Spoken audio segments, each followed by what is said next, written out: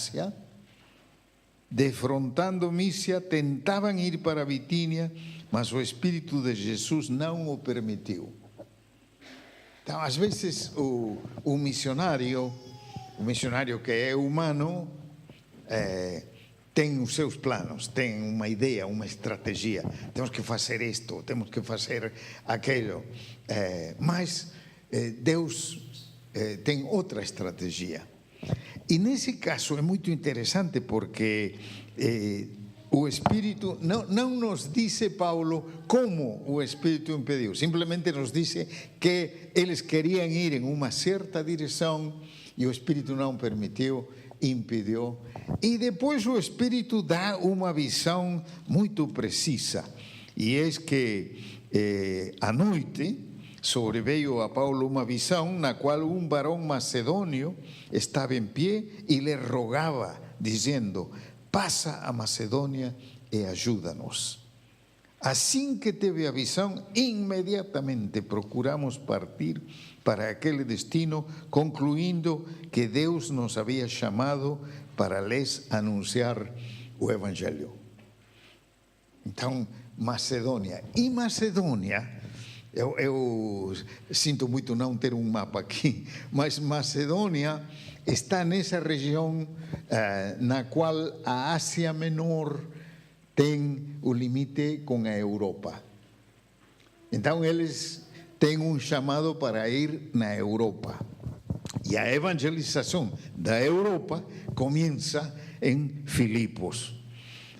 Mas, por alguma razão, o Paulo tinha um plano para ir na Ásia. Não sabemos porquê, não nos dá os detalhes, o relato. Podemos supor certas coisas, mas o Espírito queria a evangelização da Europa. E temos que estar agradecidos ao Senhor de que o Evangelho entrou na Europa e entrou em Filipos. Agora, Lucas, que é quem, muito possivelmente é Lucas o autor do livro de Atos, é um narrador excelente. Quando nós estamos tentando contar uma história de algo que aconteceu, temos a nossa maneira de contar a história. Cada qual tem uma maneira de contar a história. No fim desse acampamento, quando vocês voltem, vão a perguntar: e como foi o acampamento? Então será interessante ouvir os relatos e as opiniões que dá cada um. Às vezes não coincidirão, mas é interessante. Agora, Lucas tem uma técnica literária na qual ele, para contar a entrada do Evangelho em Filipos, ele seleciona 3 casos, 3 pessoas, e como cada uma delas é tocada pelo Evangelho. Então vamos, capítulo 16, versículo 11. Tendo, pois, navegado de Troade, seguimos em direitura... desculpem, 16. Aconteceu que, indo-nos para o lugar de oração, nos saiu ao encontro uma jovem possessa de espírito adivinhador. Desculpem. Vamos para trás. Versículo 11. Temos, pois, navegado de Troade, seguimos em direitura a Samotrácia, no dia seguinte a Neápolis e dali a Filipos, cidade da Macedônia, primeira do distrito e colônia. Nesta cidade permanecemos alguns dias. No sábado, saímos da cidade para junto do rio, onde nos pareceu haver um lugar de oração, e assentando-nos falamos às mulheres que para ali tinham concorrido. Certa mulher chamada Lídia, da cidade de Tiatira, vendedora de púrpura, temente a Deus, nos escutava. O Senhor lhe abriu o coração para atender as coisas que Paulo dizia. Depois de ser batizada, ela e toda a sua casa, nos rogou, dizendo: se julgais que eu sou fiel ao Senhor, entrai em minha casa e aí ficai. E nos constrangeu a isso. O relato de essa entrada do Evangelho em Filipos nos dá certos detalhes era uma cidade de Macedônia, primeira do distrito e colônia. Então, do ponto de vista do Império Romano, vocês sabem, morando na Península Ibérica, temos a presença do Império Romano, temos o que ficam das estradas e as cidades. As cidades que antes tinham outro nome e às vezes têm um nome agora diferente, mas que existem desde a época dos romanos. Que cidades em Portugal são assim? Cidades velhas que existem desde a época dos romanos.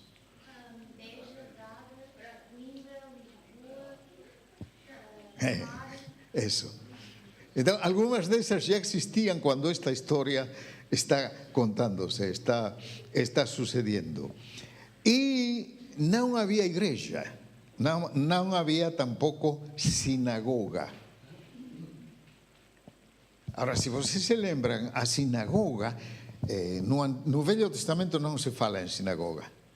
É no Novo Testamento que começa a ideia de sinagoga.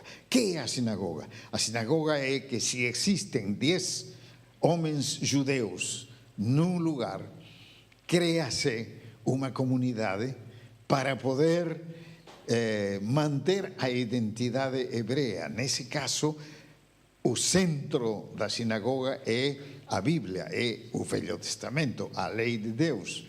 Porque isso é o que faz de um judeu um verdadeiro judeu. Mas se não tem 10, ainda não tem. E em Filipos, evidentemente, não tinha 10 homens judeus como para formar uma sinagoga. E é interessante, há maioria de mulheres.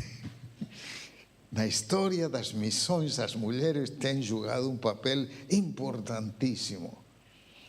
Mas temos um historiador das missões que chama-se Stephen Neill, que ele tem escrito uma história das missões num livro. E sabem uma coisa tremenda? Não aparece nenhuma mulher nesse livro. Como pode-se contar a história das missões sem contar, sem incluir alguma mulher? Alguns dizem que isso era porque o autor, Stephen Neill, era solteiro, não se casou. Era um solteirão.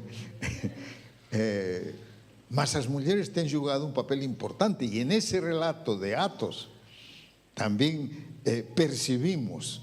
No caso de Filipos é claro.